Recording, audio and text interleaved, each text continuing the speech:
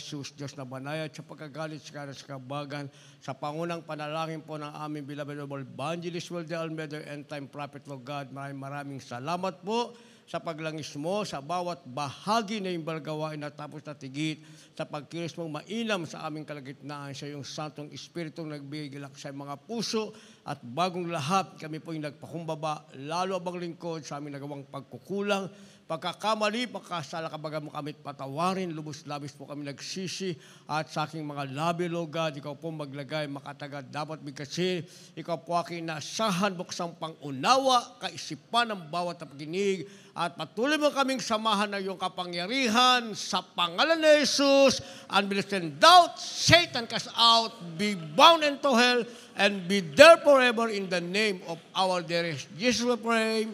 Amen and amen. Everybody say, praise the Lord.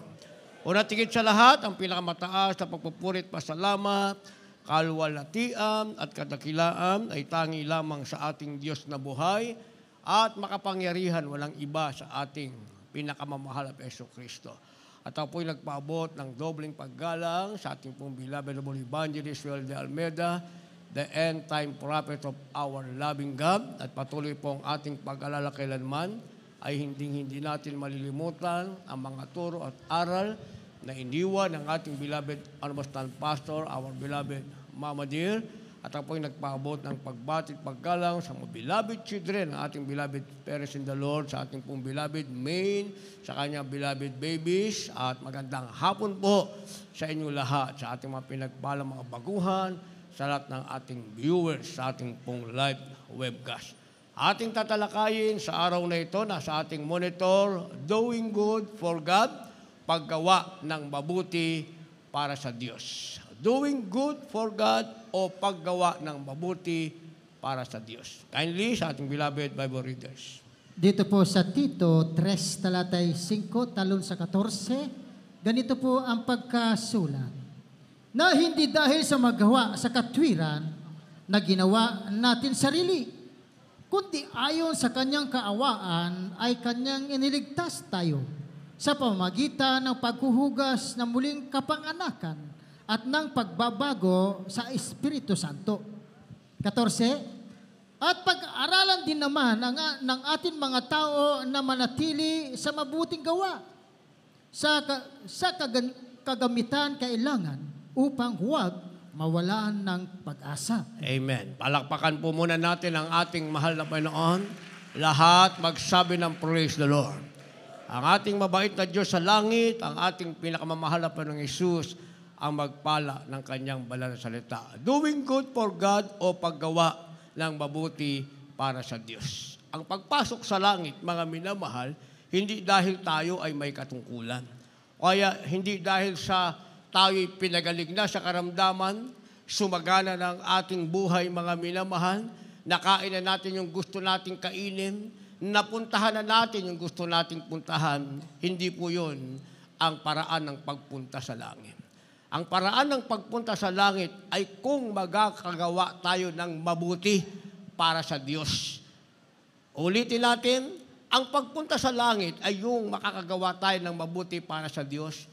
Hindi yung makakagawa tayo ng mabuti para sa atin. Ay, malusog na ako ngayon. Magaling na ang aking karamdaman. Gagawa ko ng mabuti para sa sarili ko. Mamamasyal ako, parot parito. Minsan ako absent sa gawain. Malakas na naman ako, malusog na ako . Hindi ba? O kaya nakakain ko ng gusto kong gawin, bibiling ko ito. Hindi na ako magpa-fasting. Gagawa ko ng mabuti para sa aking sarili. O kaya magpapatayo ako ng bahay, marami na akong pera. Pinagpala na ako ng Diyos, gagawa ko ng bahay para sa aking sarili. Yung paggawa ng mabuti, hindi para sa ating sarili yan. Pag pinag-aralan natin ang banal na kasulatan, mga minamahal, yung paggawa ng mabuti, sinasabing doing good for God. Pag gumawa ka ng mabuti, dapat gumawa ka nito para sa ating pinakamamahal na Panginoong Jesucristo. Kaya hindi tayo gumagawa, mga minamahal, yung merong nakakakita. Kapag may nakakita sa atin, mga minamahal, masiglang-masigla tayo. Pero pagka tayo na lang, mga minamahal, bago matapos yung ating gagawin, ubos na isang buong araw, wala pa tayong nagagawa. O kaya, andyan na mismo tayo. Tayo na naka-duty dyan.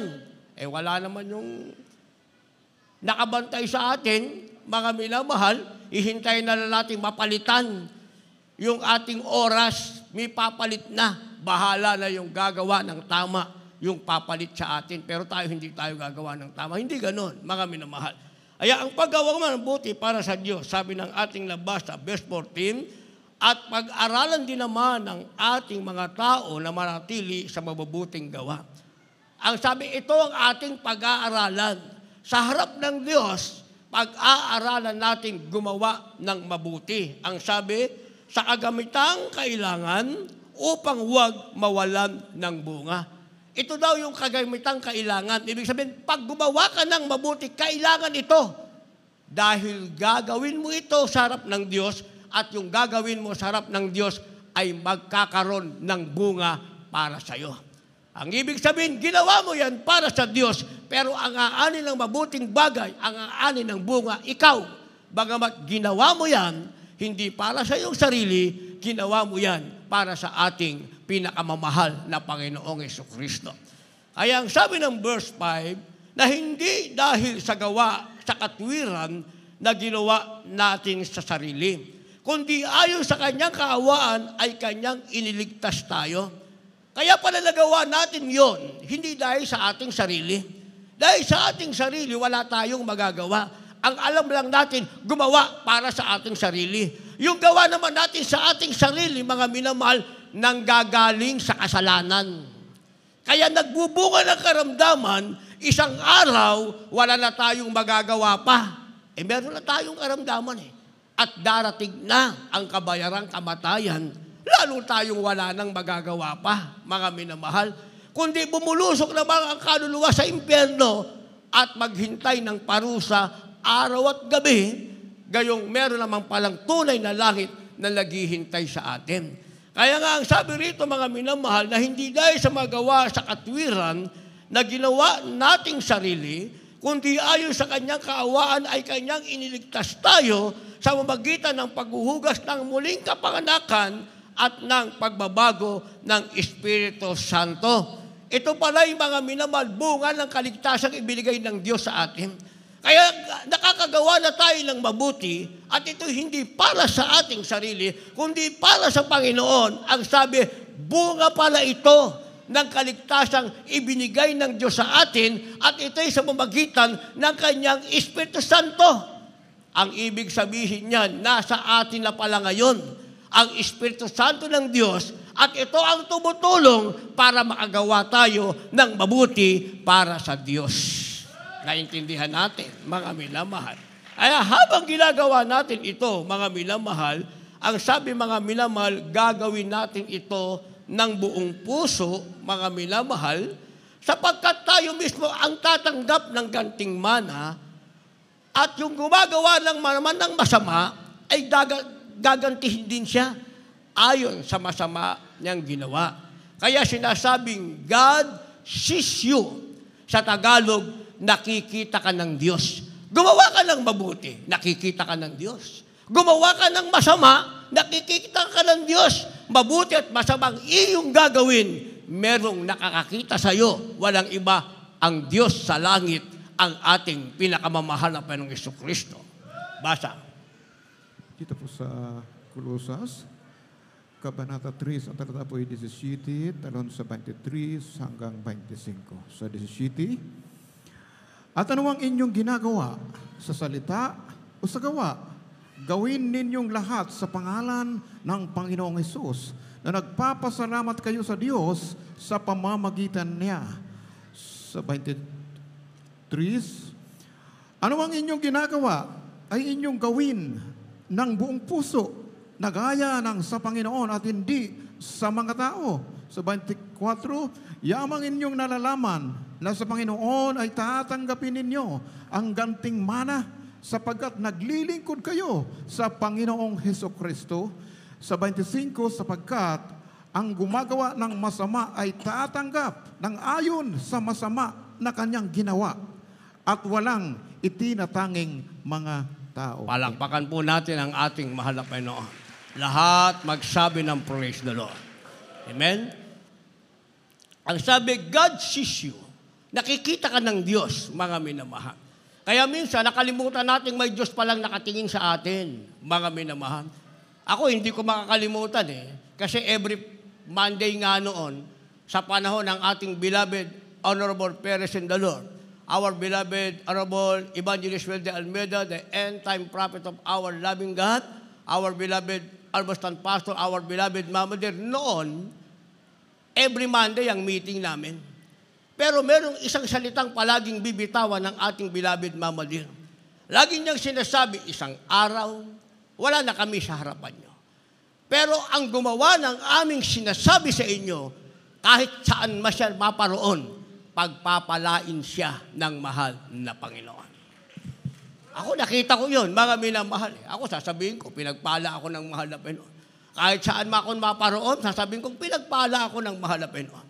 Sasabihin ko, hindi ako pinagkulang ng Diyos mula sa pagpapalang physical. Ketong kung gumaling, malapit na September 27. Kasi halos katapusan na ng July. Mga minamahal, July, August, September 27, 35 years na ako sa mahal na Panginoon. Sasabihin kong pinagpala ko kasi yung ketong na umalis sa akin kailanman hindi na ibinalik ng ating mahal na Panginoon. By faith hanggang rapture.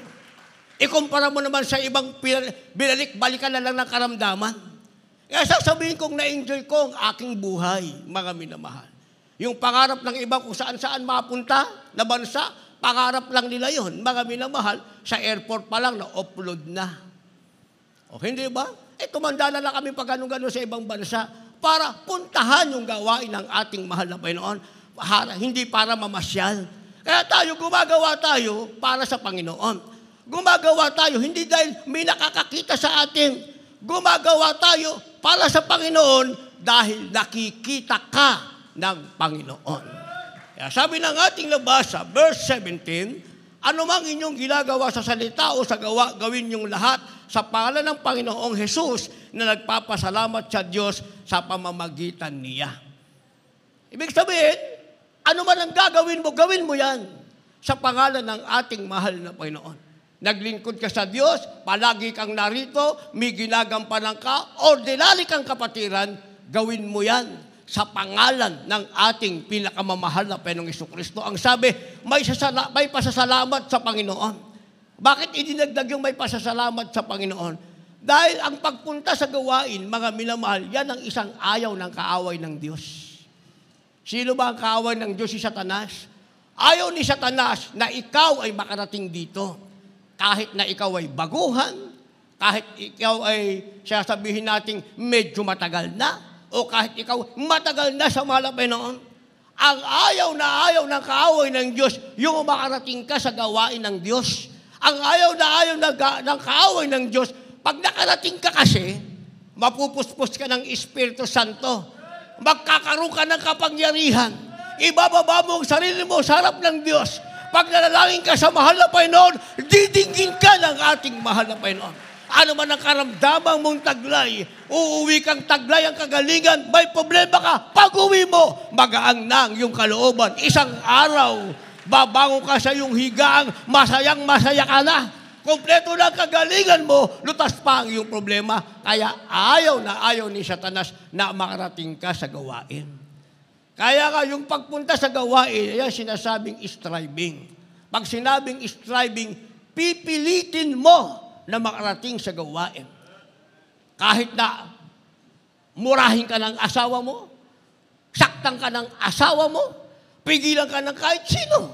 Ako kaya kong sabihin. Kasi nung ako'y nagsimula, mga minamahal, nakatakim ako ng mainit na sampal sa nanay ko. Pinalayas ako sa bahay namin. O yan, naranasan ko yan, mga minamahal.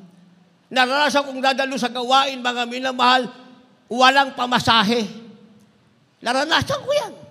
Magbenta ng bote para magkaroon ng pamasahe. Pag-uwi ko, naranasan ko, mga minamahal, saan ako kukuha ng pamasahe. Pero dahil ako naman ay pinalusog na ng mahal na Panginoon, kung hindi mo kaya sa by faith, ay ibig sabihin ng by faith, sumakay ka sa jeep, sumakay ka sa bus, kausapin mo yung driver, sabihin mo, wala kang pamasahe, by faith yun. Eh kung hindi mo kayang gawin, di mag-by faith ka. Gamitin mo ang iyong mga paang pilalakas ng ating mahal na Panginoon. Ako Ako naranasan ko walang pamasahe, malapay noon, uwian na. Gagamitin ko yung aking mga paa, pauwi sa aming gawa, sa aming tahanan, mula Luneta, mula sa Novaliches, naranasan ko lahat yan. Pero kasi nakita ng Diyos, ako'y nasa gawain para sa Kanya. Walang mental reservation, mga minamahal, walang pag-alinlangan. Kaya bago pa man matapos ang closing prayer, bago pa tumalon, mga minamahal, lang 3 beses, may umaakbay na sa akin, Brad, sabay na tayo, ako nang bahala sa pamasahe mo. Hindi ko rin nararasang maglakad. Pinaplano kong maglakad. Plano ko yun. Dahil ipinakikita ng Diyos ang kanyang kapangyarihan, hinihipo ang kahit sino, pag-akbay sa akin, may pamasahe na ako pauwi sa aming tahanan. Kaya sabi ng ating nabasa, ano ba nang gagawin mo? Nakikita ka ng Diyos. Kaya gawin mo yan sa pangalan ng ating mahal na Panginoon, may pasasalamat.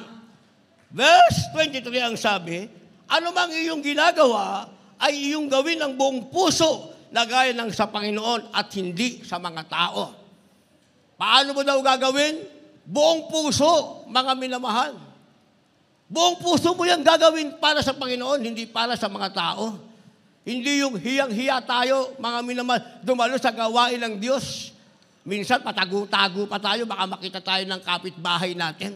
Alam nyo, isa yan sa problema ko. Dahil kami nakatira, mga minamahal, malapit sa squatter, yung aming kasi compound. Pagtawid mo, squatter area, malaking squatter area yon, mga minamahal. Sa madalit salita, lumaki ako sa squatter area. Pero yung aming lugar, mga minamahal, compound, ibig sabihin, 7 bahay kaming nandun, inuupahan namin yung lupa. At dahil sa squatter ako lumaki, alam niyo ba sa squatter, ang mga tao dyan, mga minamahal, chismoso at chismosa. Eh di nagkaroon nga ako ng ketong. Gumaling na ako sa aking karamdamang ketong. Ang problema ko, mga minamahal, paano ko ipatotoo sa television pa?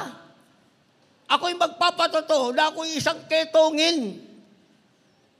Inisip ko na ako, mapapanood ako ng mga kapitbahay namin ito, pagchichismisan ako. Pero mas mahalagang maipahayag mo ang kabutihan ng Diyos. Ang sabi, gawin mo yan ng taus-puso sa pangalan ng ating mahal na Panginoon. So, unang patotoo ko sa Channel 13, mga minamahal, 1991, nagpatotoo ako. Di pinatotoo ko na, ako'y mikitong, pinagaling ko ng malapit noon. Pag-uwi ko sa amin, hindi ako nagkamali. Sinalubong ako ng makapitbahay naming chismosa.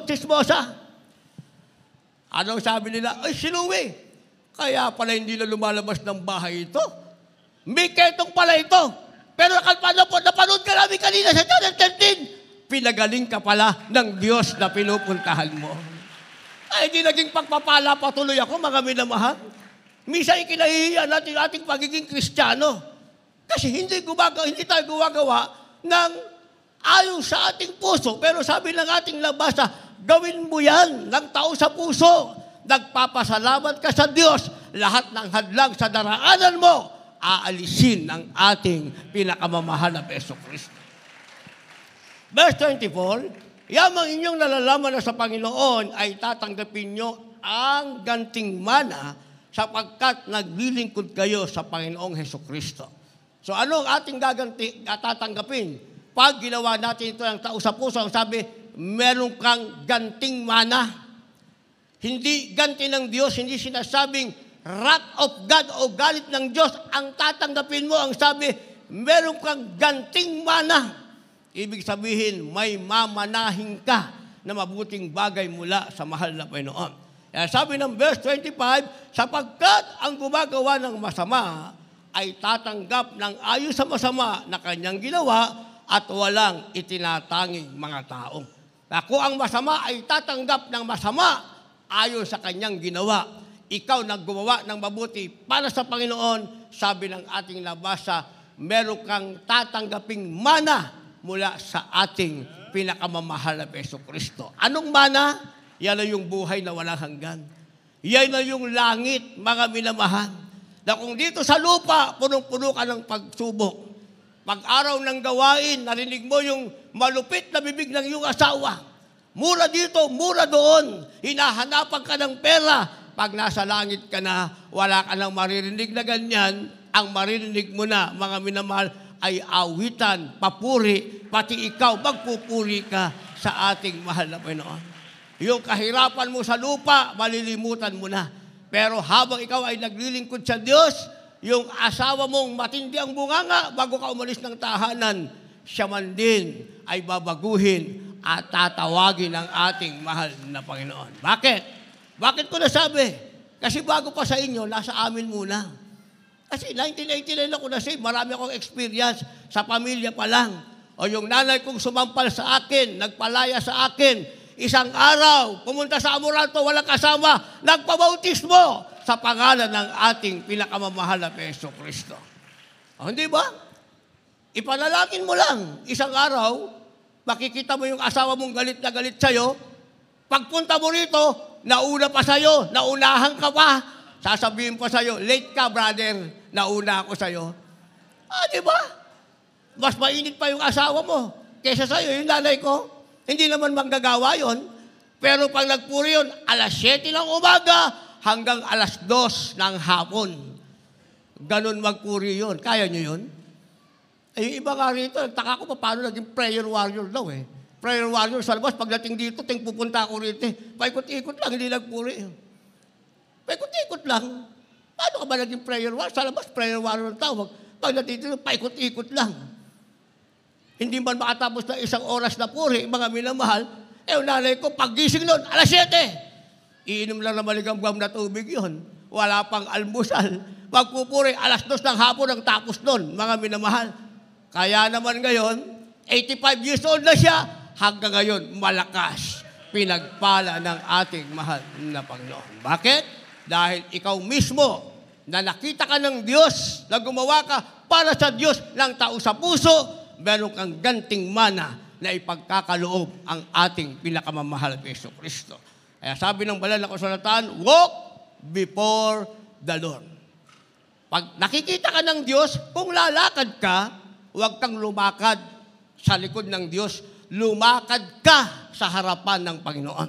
Huwag kang lalakad sa tagiliran, huwag kang lalakad sa kaliwat kanan, huwag kang lalakad sa likod. Ang sabi, walk before the Lord o lumakad ka sa harapan ng Panginoon. Basa. Dito po sa aklat ng Awit, Kapitulo 116, versikulo 9, balik sa 8. Ang lalakad sa harapan ng Panginoon sa lupain ng mga buhay. Sa 8, sapagkat iyong iniligtas ang kaluluwa ko sa kamatayan, at ang mga mata ko'y sa mga luwa, at ang mga paa ko'y sa pagkabuwal. Amen. Palakpakan po natin ang ating mahal na Panginoon. Yung malakas na palakpak. Lahat magsabi ng praise the Lord. Huwag kayong mag-alala pag linggo, hindi magagalit yung kapitbahay natin. Di ba? Pag Biyernes lang, pis-pis lang yung palakpak natin. Pero pag linggo, yung malakas na palakpak ang ibibigay natin sa ating mga. Pag overnight prayer, hallelujah, praise the Lord, tayo lang nakarinig. Pero pag linggo, dapat yung hallelujah, praise the Lord natin hanggang langit, mga minamahal. Sabi ng mga Ilocano, kakabsat, ipukaw natin, praise the Lord, abot diyay langit. Sa Tagalog, sabi ng mga Ilocano, isigaw daw natin, mga kapatid, ang hallelujah, praise the Lord, abot sa langit. Di ba? Kaya pag sumigaw tayo ng hallelujah, praise the Lord, abot sa langit. Pwede bang marinig yun? Wala naman ako narinig na praise the Lord. Sabi nyo lang, amen.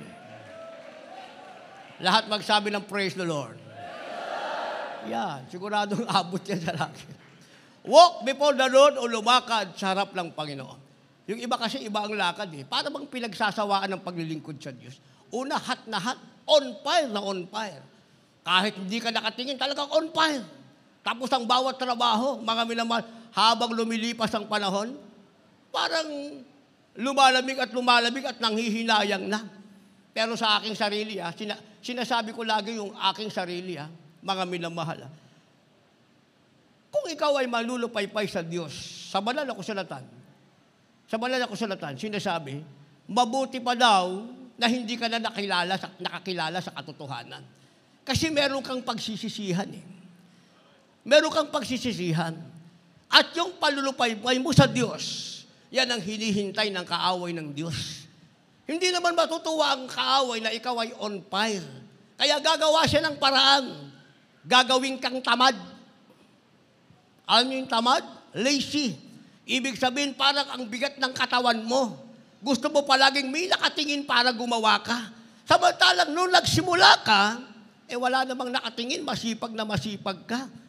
Dahil masipag ka, pinagpala ka ng mahal na Panginoon. Ngayon, naghahanap ka ng pagpapala, isang araw, pati ang meron ka. Sabi ng banal na kasulatan, aalisin sa iyo ng Diyos. Bakit? Dahil nagsimula ka ng maayos, natapos ka ng hindi maayos. Nasa banal na kasulatan ba? Nasa banal na kasulatan yan, mga minamahal. Kaya nga naging halimbawa ang pamilya ni Lot, mga minamahal. Anong halimbawa sa pamilya ni Lot? Sa Sodoma at Gomora, mga minamahal, ang pamilya lamang ni Lot ang sumusunod sa kalooban ng Diyos. Ilang tao sila? 2 manugang, 2 anak, si Lot at ang asawa niya, 6 lang sila. Napakalawak ng Sodoma at Gomora at yun ay lugar ng mga kasalanan. Kaya isang araw, nangusap ang mahal na Panginoon kay Lot. Anong sabi? Lot, iwanan mo ang Sodoma at Gomora. Isama mo ang pamilya mo dahil gugunawin ko yan sa susunod na araw. Pag alis mo, huwag kang lilingon. Sabihin mo sa pamilya mo, huwag kayong lilingon dahil kapag kayo'y lumingon, kayo ay mapapahamak. Sinabi niya sa kanyang pamilya, yung 2 manugang niya ayaw sumama. Bakit? Kasi ang gusto nila, kalayawan sa Sodoma at Gomora. Hindi alam yung salitang gunaw, mga minamahal. Alam nila, mabuhay sa kalayawan. Pero alang-alang kay Lot, iniingatan sila ng mahal na Panginoon. Sa madaling salita, nagpaiwan yung 2 manugang, mga minamahal. At pagkatapos, mga minamahal, ang natira yung 2 anak, yung asawa niya, at saka si Lot. Sa madaling salita, dumating lang paggunaw ng mahal na Panginoon. Ginunaw Sodoma at Gomora, sabi ng Panginoon, bilisan mo Lot, itakas mo yung pamilya, inulit, huwag kayong lilingon, pag kayo'y lumingon, kayo ay mapapahamak. Nasa kalagitnaan na sila ng paglalakbay, lumingon yung asawa ni Lot. Ano nangyari? Naging haliging asin. Anong aral? Sa 6 na tao, 3 ang ayaw ng kaligtasan, ang isa'y nasa kalagitnaan na lumingon pa. Kaya sa 6 na tao gustong bigyan ng kaligtasan ng mahal na Panginoon, 3 lang ang nakarating sa lupain ng kaligtasan, si Lot at yung kanyang 2 anak. Yan ang ating kalagayan ngayon, mga minamahal. Meron kang pamilya mo na ayaw na maglingkod sa Diyos, gusto na ng kalayawan ng sanlibutan, pero isang araw, darating na ang paggunaw ng daigdig na ito. Kung hindi man yan dumating, dadating ang karamdaman, mapaparalyze, mga minamahal, at mamamatay, walang langit na naghihintay. Yun namang nasa kalagitnaan na dating masipag, ngayon tamad na, ang meron siya, aalisin ng mahal na Panginoon. Kaya sa asawa ni Lot, nasa kanya ng kaligtasan, at the middle of journey, biglang lumingon. Nawala ang kaligtasan hanggang kalahati lang. Subalit si Lot, isa lang ang kanyang pinakikinggan, ang salita ng Diyos. Lot, magpatuloy ka doon sa lugar ng kaligtasan, huwag kang lilingon. Sumama yung kanyang 2 anak. Naintindihan natin? Nasa banal na kasulatan yan. Kaya sabi ng ating nabasa, mga minamahal, walk before the Lord.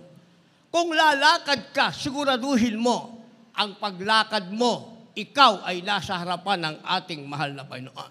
Sabi ng ating nabasa, verse 9, ako'y lalakad sa harap ng Panginoon sa lupain ng may buhay. Saan ka lalakad? Sa harap ng Panginoon, saang lupain? Sa lupaing makasalanan? Sabi, sa lupain ng may buhay. Ang ibig sabihin, kung nasaan ang gawain ng Diyos, yan ang lupain ng may buhay. Dapat tuwing lalakad ka sa harap ng Diyos, makakarating ka sa bahay-sambahan ng ating pinakamamahal na Hesus Kristo upang katagpuin mo ang ating mahal na Panginoon at mapil ka o mapuno ka ng banal na presensya ng ating mahal na Panginoon. Verse 8 ang sabi, sapagkat iyong iniligtas ang kaluluwa ko sa kamatayan, ang mga mata ko sa mga luha, at ang paa ko sa pagkabuwal. Yun pala ang dahilan bakit tayo ngayon ay narito. Dapat tayong lumakad sa harap ng Panginoon dahil iniligtas ng Diyos ang ating kaluluwa sa kamatayan, maging yung ating mga mata sa pagluha. Dahil dati lumuluha tayo, masakit ang ating mga rayuma, yung ating TB, diabetes, asthma, goiter, heart disease, minsan paralyzed, masakit. Lalo na kung nakita mong ayaw ka na halos asikasuhin ng iyong loved ones, sinisigaw-sigawan ka pa. Hindi ba? Luluha ang iyong mga mata. Pero kung lalakad ka sa harap ng Diyos, lumuluha ang mata mo, hindi sa sakit, kundi sa presensya ng ating mahal na Panginoon. Kaya ang sabi mga minamahal, maging ang ating paa ay iniligtas ng Diyos sa pagkabuwal. Noon wala tayong lakad na matino, palagi tayong nabubuwal. Ibig sabihin, pabalik-balik lang tayo sa kasalanan, mga minamahal. Amen? Hindi natin alam yung paggawa sa harapan ng Diyos. Hindi natin alam yon. Ang alam lang natin, may Diyos. Pero yung paggawa ng mabuti sa harap ng Diyos, hindi natin alam yon.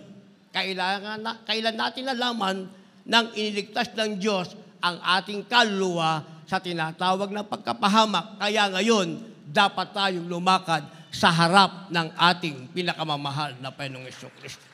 Dahil pag nagawa natin ito, mga minamahal, meron tayong tinatawag na strength and portion forever. Itong meron tayo. Kapag nagawa natin gumawa ng mabuti sa harap ng Diyos, ang meron tayo ay lakas at bahagi magpakailanman. Kaya sa Kristiyano, wala yung salitang panlulupaypay. Kung nanglulupaypay ka, ikaw ang may gusto niyan. Nalulupaypay ako. Ang tanong naman, bakit? May dahilan ba para manglupaypay ka? Ngayon ka nalupaypay. Bukas, may karamdaman ka na, lalo ka manlulupaypay. Kaya kung ang kaaway ng Diyos, binibigyan ka ng dahilan para manglupaypay, bigyan mo ng dahilan ng Diyos para bigyan ka ng lakas at bahagi magpakailanman. Baliktad ang Kristiyano Bibigyan niya ng puwang ang kaaway para siya'y manlupaypay. Di ba? Bibigyan niya ng puwang ang kaaway. Ay, nasa pagsubok ako, nalulupaypay ako. Ay, tuwan-tuwa ang kaaway pag sinasabi mo yan. Lahat ng salitang against sa salita ng Diyos na sasabihin mo, ikinatutuwa yan ang kaaway ng Diyos. At yan ang kanyang tinatawag na kapangyarihan para ma-overcome kanya, para mapagtagumpayan kanya. Pero kung lahat ng nararamdaman mong hindi maganda, baliktarin mo. Nalulupaypay ka, sabi mo, ako'y malakas sa pangalan ni Jesus. Wala kang bahagi, ako'y may bahagi sa pangalan ni Jesus. May nararamdaman ka, ako'y walang nararamdaman sa pangalan ni Jesus. May financial problem ka, sabi mo, ako'y walang problema sa pangalan ni Jesus. Lahat ng sasabihin mong mabuti, yon ang magaganap sa iyo. Dahil binibigyan mo ng lakas at bahagi ang sarili mo sa harap ng ating mahal na Panginoon. Kapag gumawa tayo ng mabuti sa harap ng Diyos, ang meron tayo, strength and portion forever, o lakas at bahagi magpakailanman. Last verse, maghanda ating mga nagtog, mga magpaawit. Dito po sa Aklat ng Mga Awit, Kapitulo 73, ang talatay 26, 28 at 27. 26. Ang aking laman at ang aking puso ay nanglulupaypay. Ngunit ang Diyos ay kalakasan ng aking puso at bahagi ko magpakailanman. 28. Ngunit mabuti sa akin na lumapit sa Diyos. Ginawa kong aking kanlungan ng Panginoong Diyos upang aking maisalaysay ang lahat ng iyong mga gawa. 27. Sapagkat narito, silang malayo sa iyo ay mga lilipol. Iyong ibubuwal silang lahat na nangakikiapid na nagsisiwalay sa iyo. Alakpakan natin ang ating mahal na Panginoon. Lahat magsabi ng praise the Lord. Strength and portion forever, lakas at bahagi magpakailanman. Yan ang meron tayo.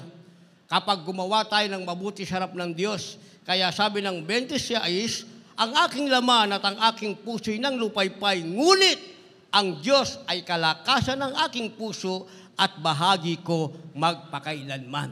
Sa makatuwid, meron kang mararamdamang palupaypay sa iyong puso, sa iyong sarili. Pero isipin mo, ang lakas at bahagi mo, Diyos ang pwedeng magbigay dito sa iyo. Huwag mo yang kalilimutan. Meron kang lakas na nanggaling sa Diyos, meron kang bahaging galing sa Diyos. Kaya sabi ng 28, ngunit mabuti sa akin na lumapit sa Diyos. Ginawa kong aking kanlungan ng Panginoon upang aking maisaysay ang lahat ng iyong mga gawa. Ang mabuting bagay, lumapit ka sa Panginoon. Gawin mong kanlungan ng Diyos at isaysay mo ang mabuting gawa ng ating pinakamamahal na Panginoong Jesucristo. Kaysa mag-ubos ka ng oras sa bahay nyo, mag-TikTok ka ng mag-TikTok, mag-cellphone ka ng mag-cellphone, manood ka ng mga palabas na Korean movie. Ang gawin mo, lumabas ka ng inyong tahanan. Ibahagi mo ang kabutihan ng Diyos sa bawat taong masusumpungan mo. Kaya malapit na ang November, mga minamahal, gagawin na natin ang ating anniversary, 32nd anniversary, sa pinagpalang lugar na ito, mga minamahal, meron ka ng kaluluwang inihandang dadalin sa harap ng ating mahal na Panginoon. Dahil pag hindi mo yan nagawa, ang sabi ng verse 27, sapagkat narito silang malayo sa iyo, ay malilipol. Iyong ibinuwal silang lahat na nakikiapid, na nagsisihiwalay sa iyo. Darating ang pagkabuwal, darating, mga minamahal, ang sinasabing pagkahiwalay sa Panginoon. Kung wala kang lakas at bahaging galing sa Panginoon. Kaya ang kailangan natin ay lakas at bahaging galing sa Panginoon at magkakaroon tayo nito pag gumawa tayo ng mabuti sa harap ng ating mahal na Panginoon. Yan ang ating topic, doing good. Sabi ng ating nabasa, for God. Gumawa ng mabuti para sa Diyos. Tayong lahat ay tumayo at umawit sa mahal na Panginoon. Mga dala niyong bisita, hihintayin natin sila. Dalhin niyo sila sa harapan para hindi masayang ang araw na ito. Kung bukas, nakalaan na ang karamdaman, pagkaparalay, sakit sa puso, kamatayan, iuurong ng ating mahal na Panginoon. Dahil sa araw na ito, gagawa ka pa ng mabuti para sa Diyos. Tayo mau.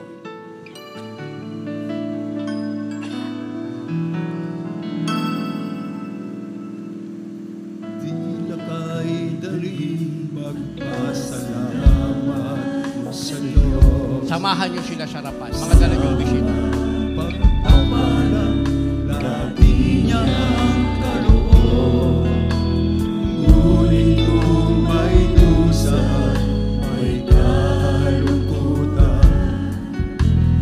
Pati yung mga nasa garahe natin, dala niyong baguhan.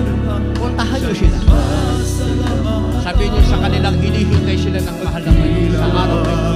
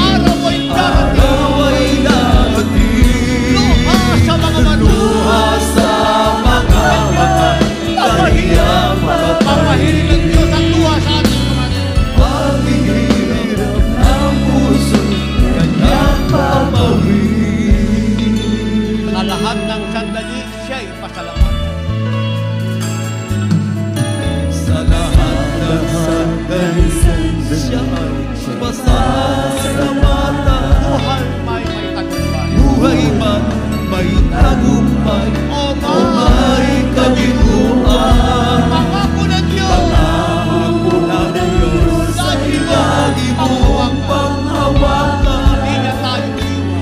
Di na tayo iiwan o mababayaan. Ulitin natin yan.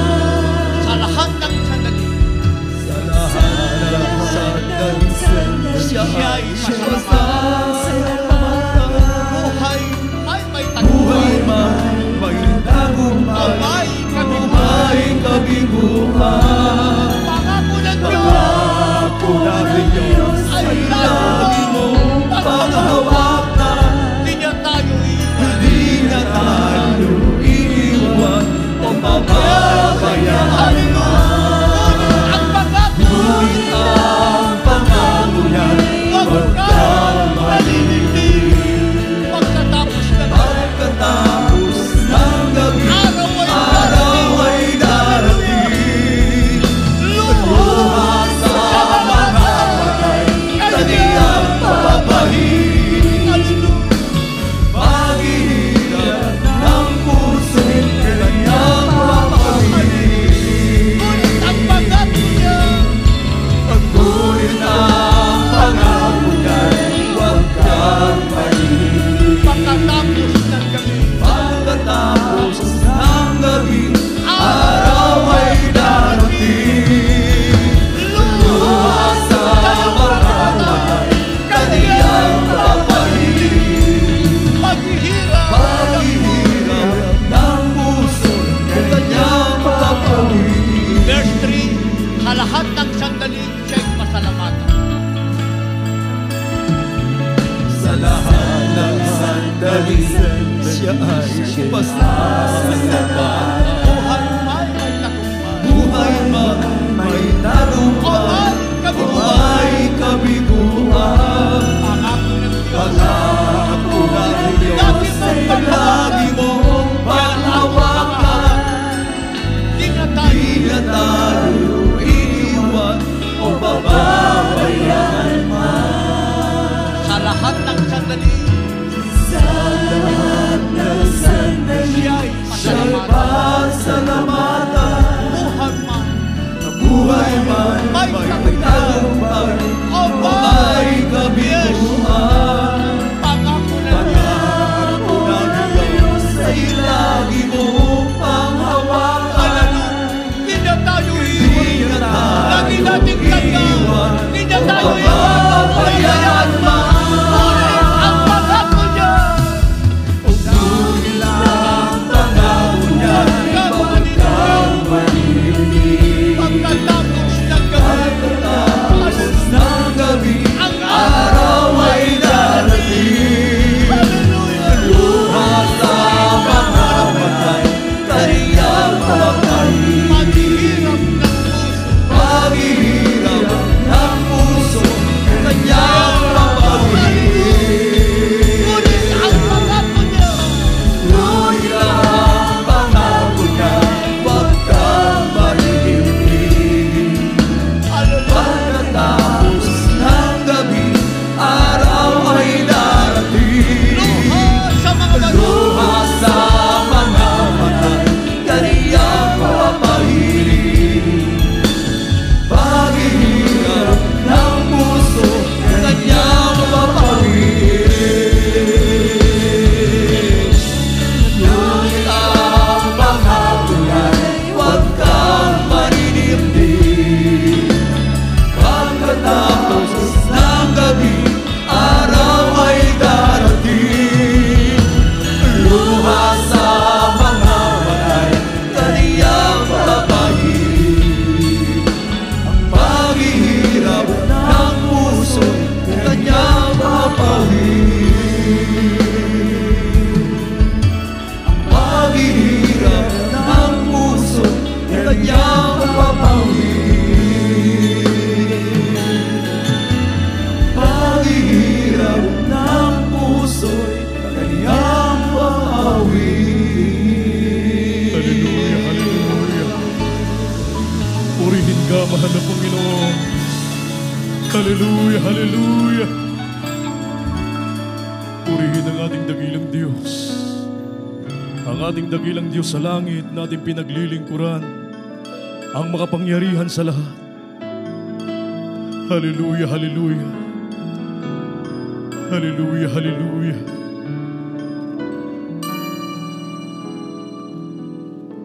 Purihin ang ating pinakamamahal na Panginoon para sa ating mga minamahal na mga bisita na narito sa harapan.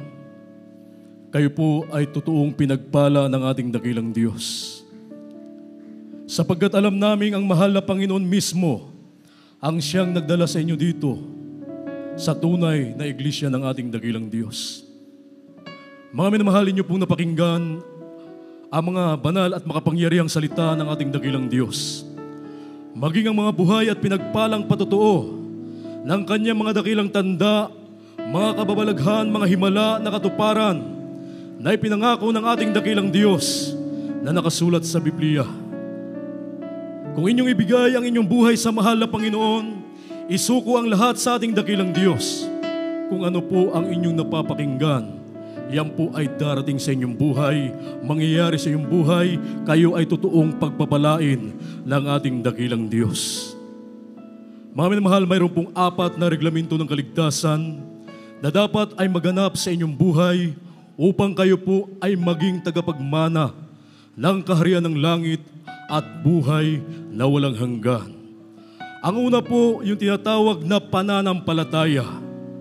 Kinakailangang sumampalataya ka sa nag-iisang Diyos na bumaba mula sa langit at nahayag bilang isang tao upang magdusa at mamatay sa krus ng Kalbaryo para sa kasalanan ng buong mundo.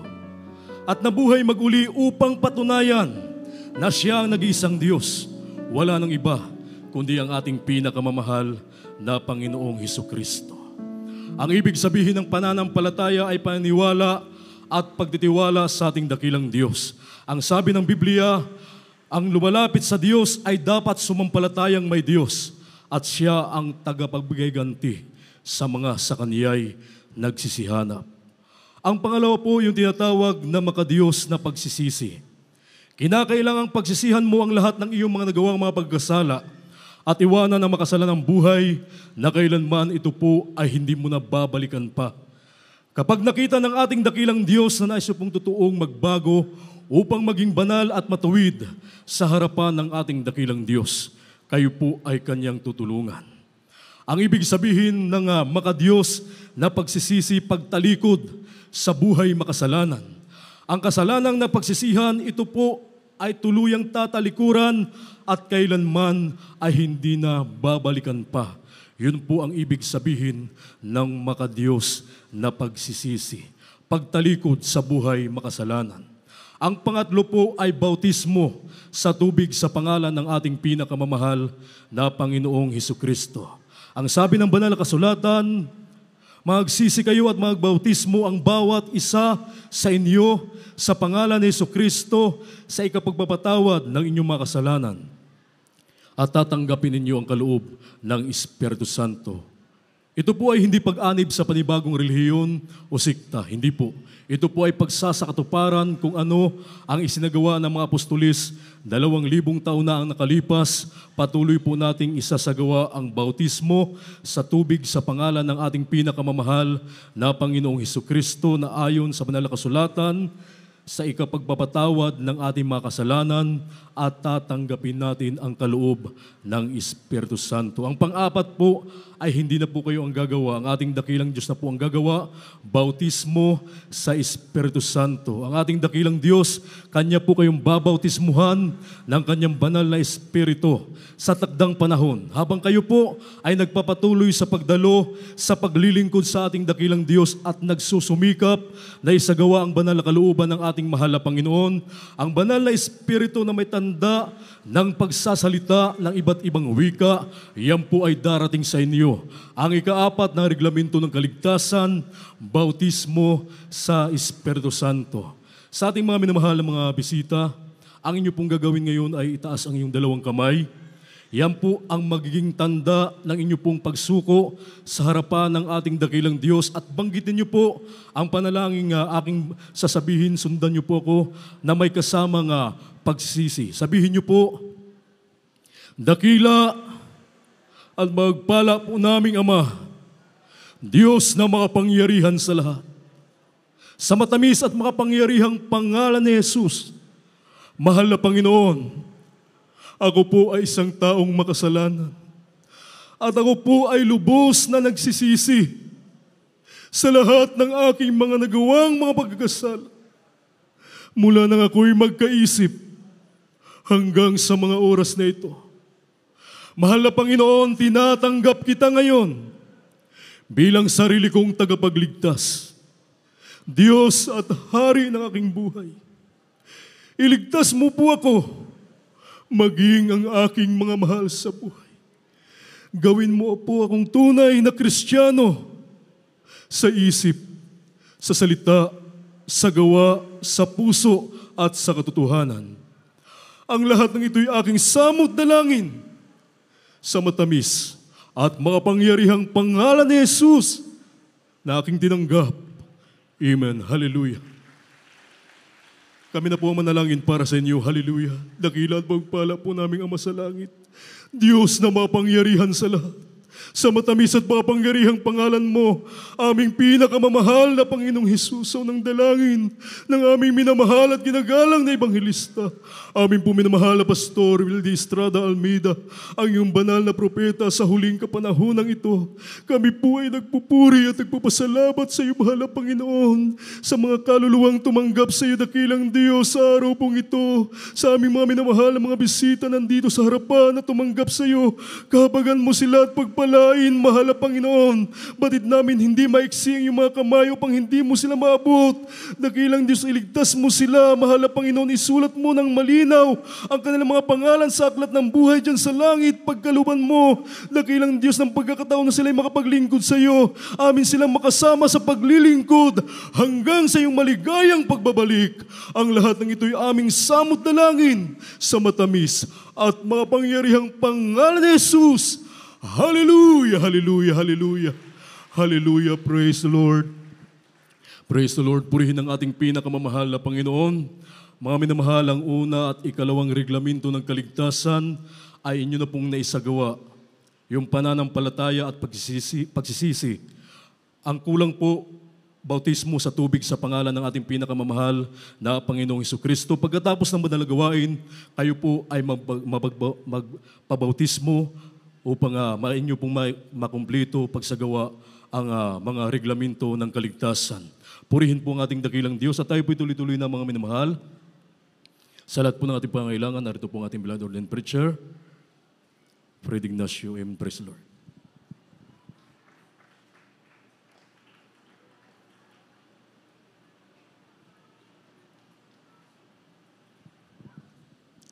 God bless you po, beloved Brother Rodel. Maraming salamat sa ating dakilang Diyos. Sa mga nasa harapan, inyo pong pakatandaan na ang Diyos na sinasamba sa gawain ito ay makapangyarihan. Sa mga webcast viewers, bigyan ng pagkakataon na kayo makapaglingkod sa ating dakilang Diyos. Kung kayo nasa ibang bansa, pagbalik ng Pilipinas, hanapin niyo Jesus Miracle Crusade. Ang Diyos po ay makapangyarihan. Kaya niyo pagalingin ang anumang klase ng karamdaman. Kaya niya kalutasin ang anumang problema ng bawat isa. Manampalataya ka lang sa Kanya. Kaya sandaling ito, gamitin natin ang ating panampalataya, minamahal. Manalangin tayo sa ating dakilang Diyos. Praise God.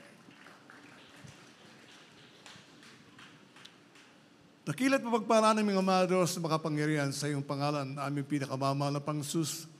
Pinakamamahal na Panginoon, sa pangunat panalangin po ng aming minamahal, ginagalang na Pastor Evangelista Wildy Estrada Almeida, ang iyong banal na propeta, nato kami nagpapakumba, nagsusumamo sa iyo, humihingi ng tawad sa lahat po ng pagkukulang sa mga kainang napagbigyan. Patawad po, wala Panginoon.